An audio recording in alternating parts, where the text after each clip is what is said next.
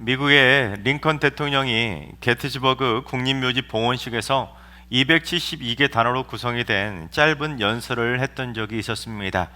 세계적으로 너무도 유명한 명연설인데 그 명연설 마지막 부분에 이런 대목이 있습니다.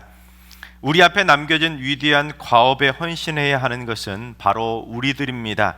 그 과업이란 명예롭게 죽어간 이들로부터 더 큰 헌신을 다짐받는 일이며 그들이 마지막 신명을 다해 헌신한 그 대의를 위해 우리도 더 크게 헌신하는 일입니다.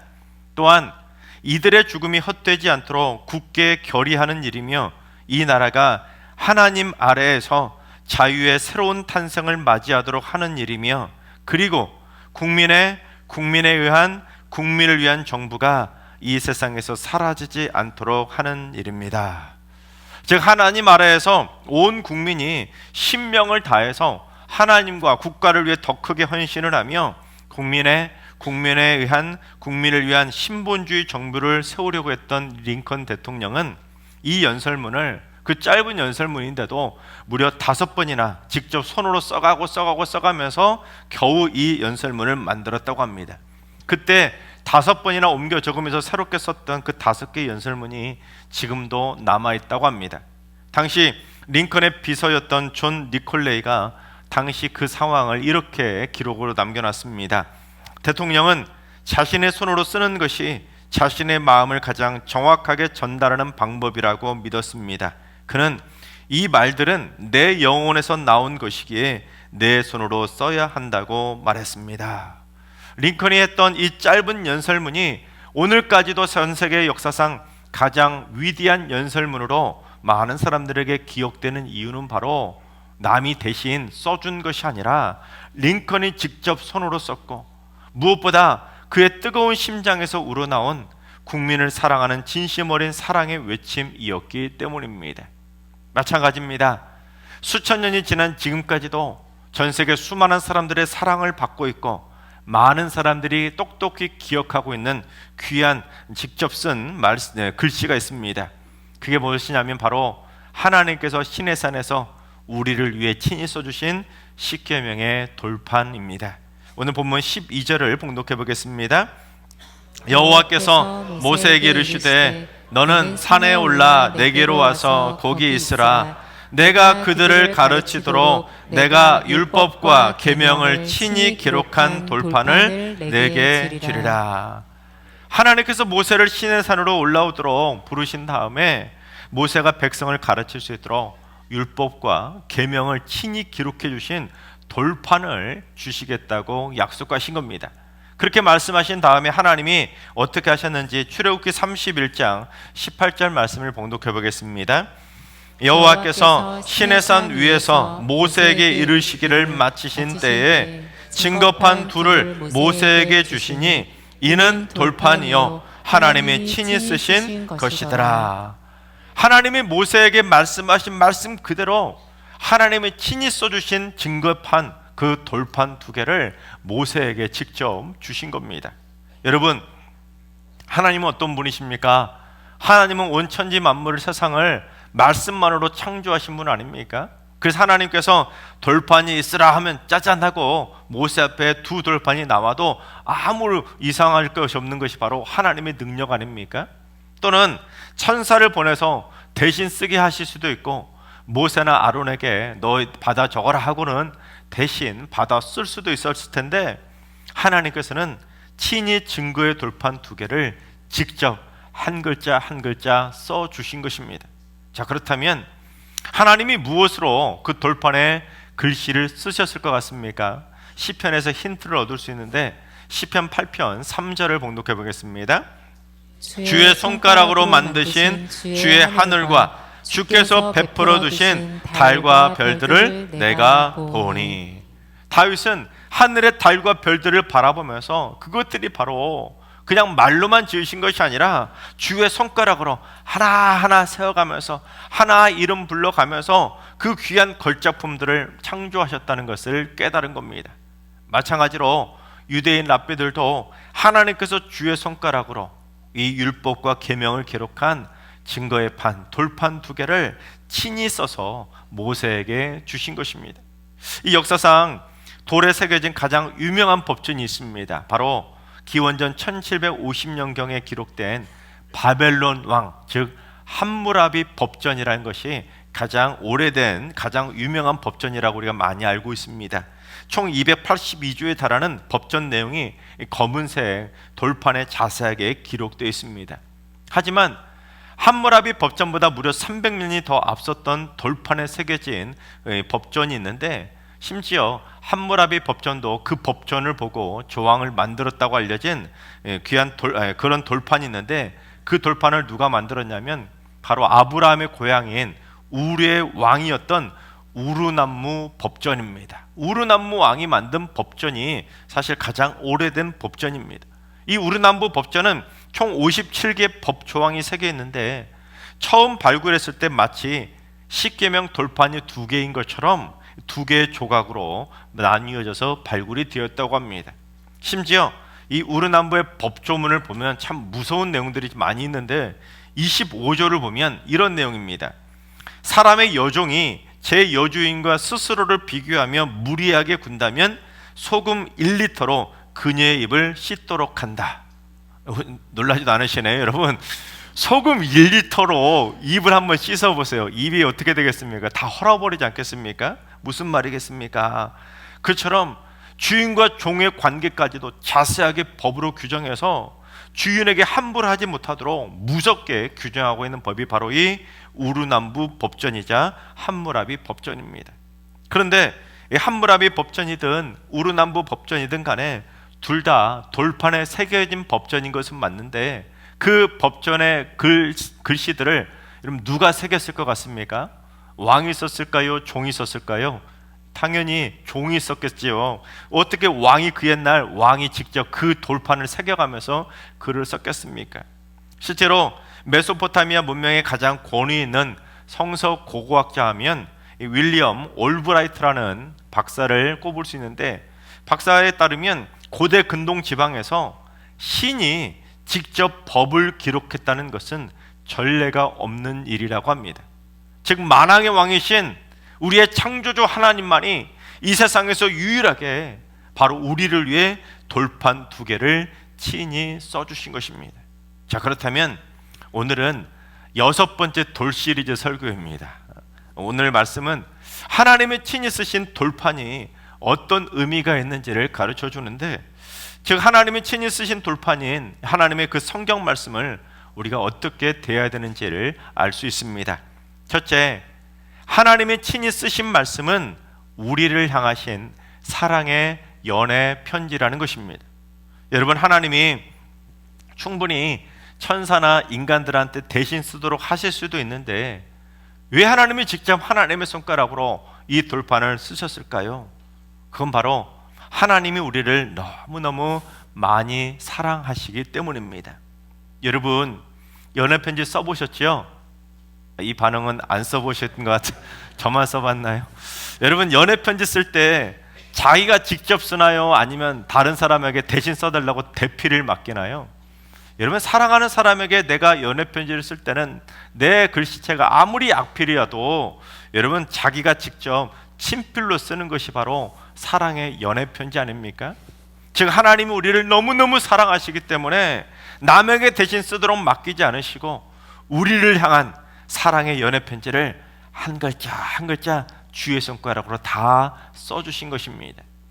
이 베토벤이 체코의 한 호텔에서 사랑하는 연인에게 감동적인 편지를 썼던 글이 발견이 되었는데, 10페이지에 달하는 긴 편지의 내용 중에 이런 글들이 기록되어 있습니다. 몇 구절을 제가 읽어드리면 이렇습니다.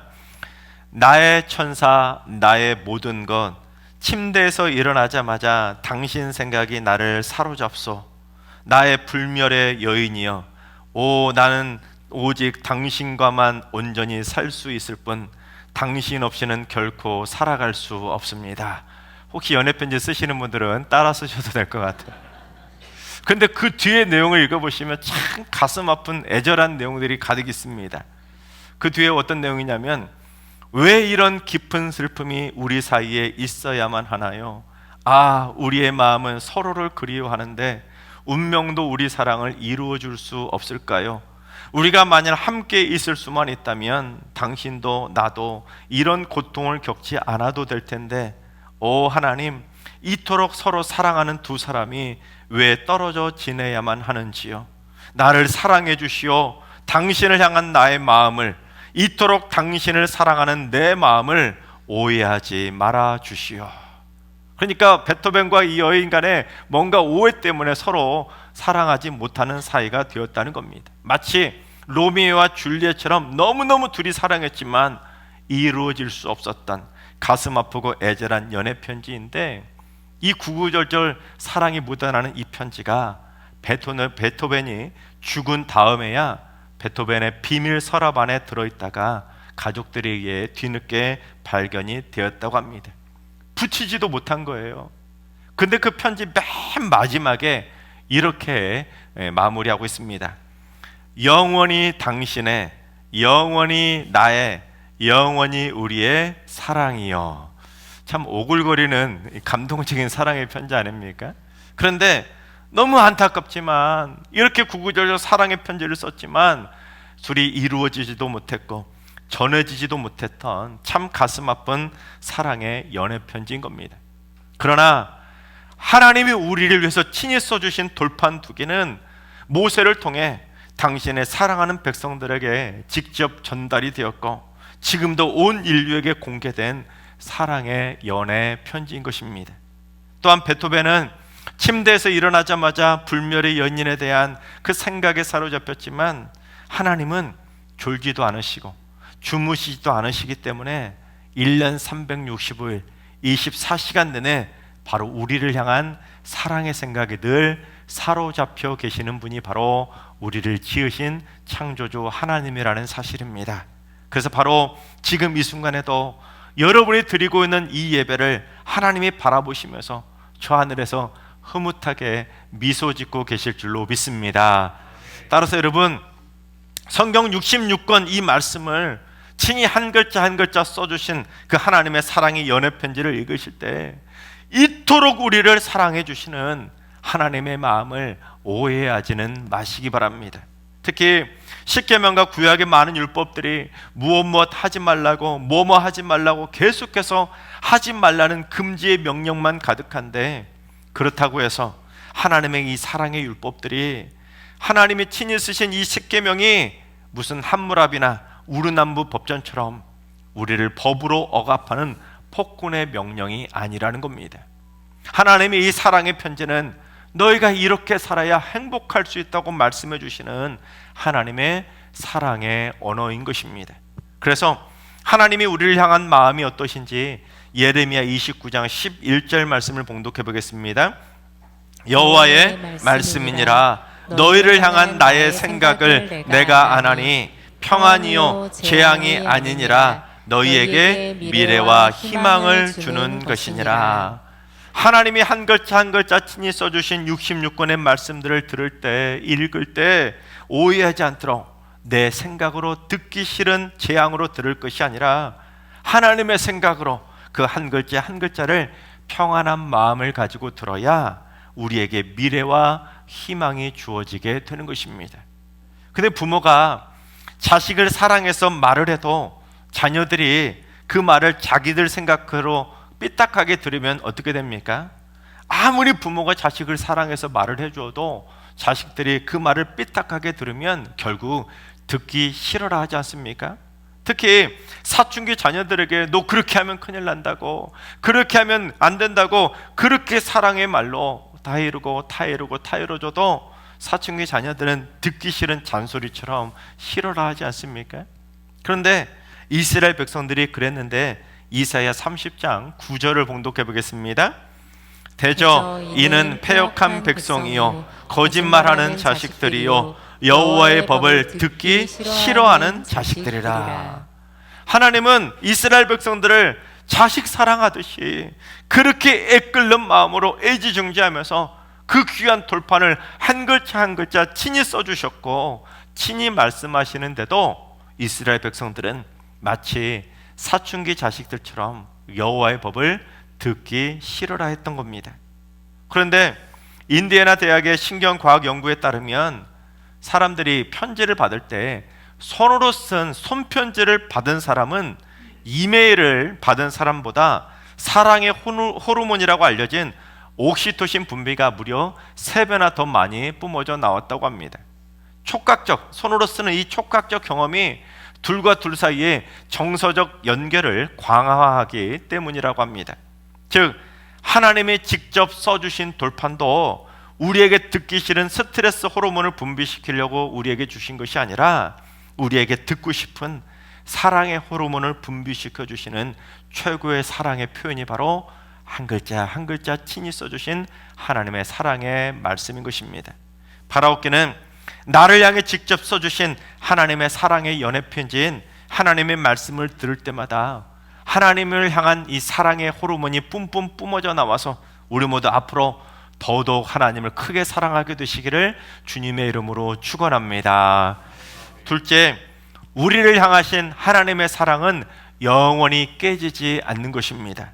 이 모세가 하나님께서 친히 써주신 이 사랑의 돌판 2개를 들고 시내산을 내려오게 됩니다. 그런데 내려오다 보니까 그 밑에서 이스라엘 백성들이 뭘 하고 있었냐면 금송아지를 만들고는 그 주위에서 막 춤을 추면서 떠들고 있는 겁니다. 금송아지 우상을 숭배한 것이죠. 그 모습을 본 모세가 크게 분노하면서 그 돌판을 산 아래로 탁 던져가지고 깨트려 버립니다. 하나님이 친히 써주신 그 귀한 하나님의 돌판을 인간의 죄악 때문에 산산조각 나도록 깨트려 버린 것입니다. 마찬가지로 여러분, 모세만 하나님의 친히 쓰신 말씀의 돌판을 깨트리고 사는 것이 아니라 오늘날 우리들도 하나님이 친히 쓰신 이 말씀의 돌판들, 말씀의 언약들을 수시로 깨트리며 살아가고 있습니다. 그런데 모세가 그처럼 돌판을 깨트릴 정도로 이스라엘 백성들이 우상 숭배를 했다고 해서 하나님께서 이스라엘과의 사랑의 관계까지 깨트려 버리셨습니까? 아닙니다. 하나님은 출애굽기 34장을 통해서 다시 새롭게 처음 것과 똑같은 돌판을 다시 써주셨습니다. 무슨 말입니까?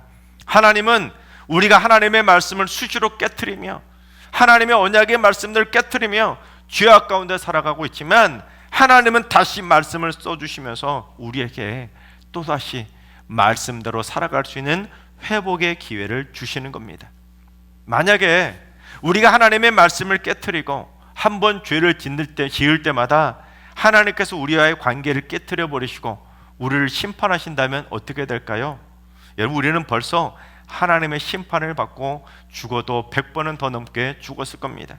즉 우리가 죄악 때문에 하나님의 말씀의 돌판을 수시로 깨트리며 죄악 가운데 살아가고 있지만 하나님은 그런다고 해서 우리와의 관계까지 깨트리시지 않고 그럼에도 불구하고 우리가 하나님의 말씀과 언약의 말씀들을 깨트리면 하나님이 또 써주시고 깨트리면 또 써주시고 깨트리면 또 써주시고 끊임없이 십자가 사랑으로 영원토록 우리를 향한 사랑의 말씀을 새롭게 써주시는 것입니다. 그게 바로 우리를 향하신 영원히 깨지지 않는 하나님의 특별한 사랑인 것입니다. 즉 하나님의 사랑은 앞으로도 절대로 영원토록 깨지지 않을 줄로 믿습니다. 일본에는 킨치기라고 하는 신기한 도자기 수리 기법이 있습니다. 깨진 도자기를 버리지 않고 그 조각들을 하나하나 금가루를 섞은 오칠을 가지고 이걸 하나하나 다 이어 붙이면서 그 깨진 도자기를 수리하는 겁니다. 놀라운 것은 이 기법으로 수리된 도자기가 원래보다 더 아름답고 더 높은 가치를 매길 수 있다는 겁니다. 일본의 도예가 마키코 하세가와가 이 킨치기라고 하는 기술에 대해서 이렇게 말을 했습니다. 킨치기는 단순한 수리 기법이 아닙니다. 그것은 철학입니다. 깨짐과 상처가 부끄러운 것이 아니라 그것이 역사가 되고 아름다움이 된다는 것을 보여줍니다.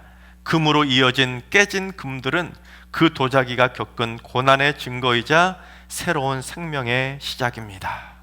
실제로 2016년에 뉴욕 메트로폴리탄 미술관에서 이 킨치기 전시회를 열었는데 무려 수십만 명이 와서 그 작품들을 보았다고 합니다. 그런데 사람들이 그 전시회에 와가지고 깨지고 금이 간 곳을 아름다운 금으로 이어붙인 이 킨치기 도자기 앞에서 사람들이 다들 펑펑 눈물을 쏟아냈다고 합니다. 왜냐하면 그 깨진 도자기가 금으로 아름답게 이어진 모습을 보고 자신의 인생 가운데 깨지고 모나고 상처나고 금이 났던 그 고난의 상처와 아픔을 보았기 때문입니다. 그렇게 지금껏 자신의 인생이 깨지고 상처났음에도 불구하고 지금 이렇게 아름답게 서 있는 자신의 모습을 바라보며 눈물이 터질 수밖에 없었던 겁니다. 여러분, 마찬가지입니다. 하나님은 우리 인생을 아름답게 만들어 가시는 킨치기 예술가입니다. 우리가 깨트린 돌판들, 우리가 망가뜨린 인생들, 질병으로 아파하고 찢어진 병든 몸들, 우리가 상처받아 아파하는 그 찢어지는 마음도, 또한 우리의 고난받고 상처받았던 인생의 수많은 금들, 깨져버린 관계의 금들, 하나님은 다시 아름다운 사랑의 금칠로 다 이어붙여 주시고 주의 손가락으로 새롭게 아름답게 써주실 줄로 믿습니다. 셋째, 하나님의 사랑은 우리의 마음판에 새겨야 하는 것입니다. 잠언 3장 3절을 봉독합니다. 인자와 진리가 내게서 떠나지 말게 하고 그것을 내 목에 매며 내 마음판에 새기라. 내 목에 매라는 것은 하나님의 말씀을 내 목숨줄처럼 생각하라는 겁니다. 그러니까 하나님이 친히 쓰신 말씀의 돌판이 우리 인생에서 떠나지 않도록, 우리가 말씀을 깨트리지 않도록 하나님의 말씀을 늘 내 마음판에 이 목숨 걸고 새기며 살라는 것입니다. 여러분, 평생 붙들고 살 수 있도록 여러분의 마음판에 성경 66권의 말씀 중에 여러분 한 구절 한 구절, 가급적 더 많은 구절들을 여러분의 마음의 신비에 가득가득 새기시기 바랍니다. 새기고 또 새기고 또 새기고 암송하고 그 말씀대로 살려고 몸부림치며 살아가시기 바랍니다. 하나님께서 사랑하시는 여러분, 앞으로 10년 후, 100년 후에 세상은 말도 못하게 변할 것입니다. 그러나 천지 만물은 변할지언정 결코 변하지 않는 본질은 바로 하나님의 친히 돌판에 새겨주신 사랑의 연애편지, 사랑의 하나님의 말씀인 줄로 믿습니다. 변하지 않는 그 하나님의 말씀의 본질을 붙잡아야 급변하는 세상의 미래를 대처할 수가 있는 것입니다. 바라옵기는 앞으로 하나님의 말씀을 깨트리는 삶이 아니라 영원히 깨지지 않는 하나님의 사랑의 말씀, 그 사랑의 본질을 우리의 마음판에 많이 새기며 살아가시기 바랍니다. 그래서 앞으로 말씀대로 살아가고 말씀대로 지키고 말씀의 기적을 체험하고 말씀대로 날마다 승리하며 살아가시기를 주님의 이름으로 축원합니다.